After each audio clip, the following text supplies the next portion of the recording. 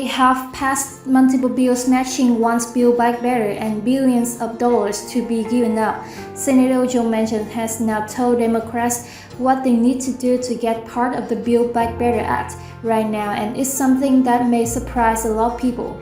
West Virginia Senator Joe Manchin has said yes to the Build Back Better Act, but he added one more B, so it's like BBBB, with the last B representing, but that's spelled BUT, guys. Don't get any other ideas anyway.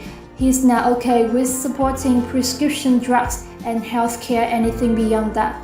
Especially if it's connected to climate change or taxing the wealthy, he might withdraw all of his support, although he himself has refuted the news and says that he only wants to wait for some time due to the June CPI numbers. According to Manchin, he said, quote, "I said, Chuck, can we just wait until the inflation figures come out in July?" He took that as a no, I guess, as far as I'm concerned. I want climate, I want an energy policy, end quote. He's also signaled that he wants to support extending subsidies under the Affordable Care Act. Without it, Obama's care would look totally different and, in a word, expensive. Now, while the senator has been in talks with Senate Majority Leader Chuck Schumer, not much has been done as of late.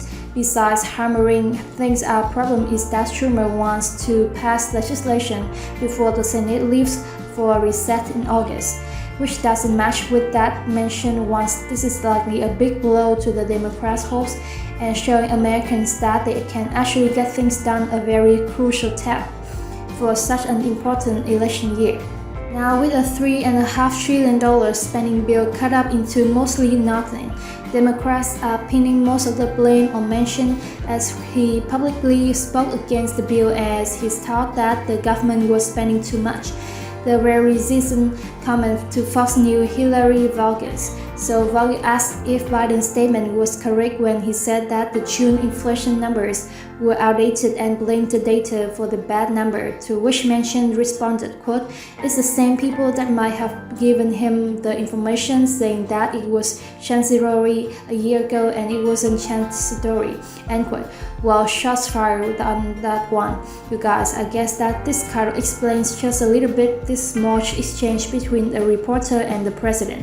It sure seems as if Biden wasn't too happy to hear Manchin's name said out loud. Manchin may now be a bad word at the White House, as he hasn't made a lot of friends with the government with his efforts in stopping the spending of a ton of money and adding fuel to the fire inflation. So for context, the Democrats want to introduce another spending bill that's a shadow of BBB, at the same time that they want to raise taxes. Now, mixing with that rising interest rates, seems as if they want to push our country into a recession, they now want to tax us into a recession even after they spend too much and cost and inflation. You actually give them credit for their tenacity, even crash in the stock market, and soon enough, the housing market hasn't even caused them to flinch. And as we talked about taxing the wealthy a while ago, did you know that Bill Gates planned to drop off the list of the wealthiest people in the world? I mean, it's insane. He's giving away $20 billion, not as stimulus checks as one would hope, but he's donating all of the money. You have to admire that the guy wants to achieve and accomplish while giving his wealth away. Now let's see exactly where he's donating all this money. He's giving it all to the Bill and Melinda Gates Foundation. And if we're talking about the nations, Governor Ron DeSantis just got a big investor for his re-election as governor, or a probable bid for the White House as an entrepreneur, contributed $10 billion to the political committee the Sanchez controls. Now, Robert Bigelow, a wealthy space entrepreneur, is most commonly known for his comments on how aliens are already on Earth and right under people's noses. He is also known for donating to many GOP causes and supports multiple Republican candidates.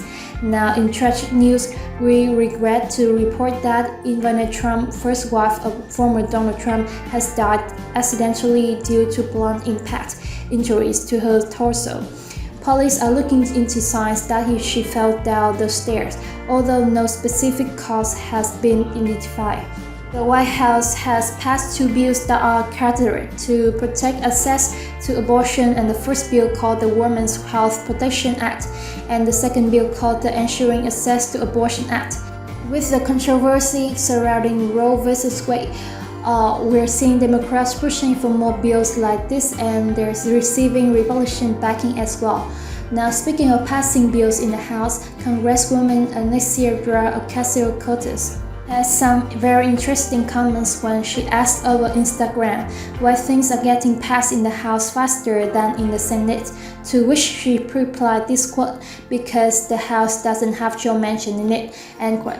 AOC isn't one to steer away from controversy, although the New York Democrat has also been under scrutiny for her comments that she wants to earn more than $174,000 a year as she can start a family with that amount of pay, and wants taxpayers to pay for her student loans that must be very difficult to pay for housing, credit cards, gas and food, and whatever else she spends money on with only $174,000 a year annually. Such a shame. Strong sacrum. Of course, you guys, I hope that she finds financial freedom soon. What seems to be one of the biggest layoffs in Sri Lanka history has got a boy. Pasca, the former president who fled to Singapore, has now officially stepped down from office. Protesters from the streets to celebrate, and it's honestly a bit amazing just to kind of see what kind of unified country and with these people and what they can do each other and wave the national flag to express witchy. Ready for him to also go home as we speak. So the next slogan was defeated. We'll be running to go home to US. So get started to no fight tomorrow. But of course, to have some fun and celebrate. This really makes us realize that at the end of the day, the people still hold the power, even or the people in power abuse rights given to them by the very citizens that voted them. Inflation is only going to one direction, and that is up soaring food prices at the grocery stores, gas prices jumping 20, 30, 50 cents in a day, oil and gas companies hitting record profits. Inflation has never been this high since 1982. But every little bit house for a limited time only in One Finance is offering $50 for free when you open up a new brokerage account, and in One Finance now. One way that I found to offset the cost of inflation is to find the companies that are actually paying dividends. They're literally paying you to own their stocks, and you no longer need a lot of money to invest in One Finance offers fractional share purchases, meaning you can buy a piece of the stock that just the other day I placed an order to buy stock for just $1. So there's no more excuses, you guys. The wealthy and big corporations always benefit from inflation. Now we can take advantage of it and get these big powerful companies to pay us. Make sure to get your free $50 when you open a new account and One Finance with as little as $100.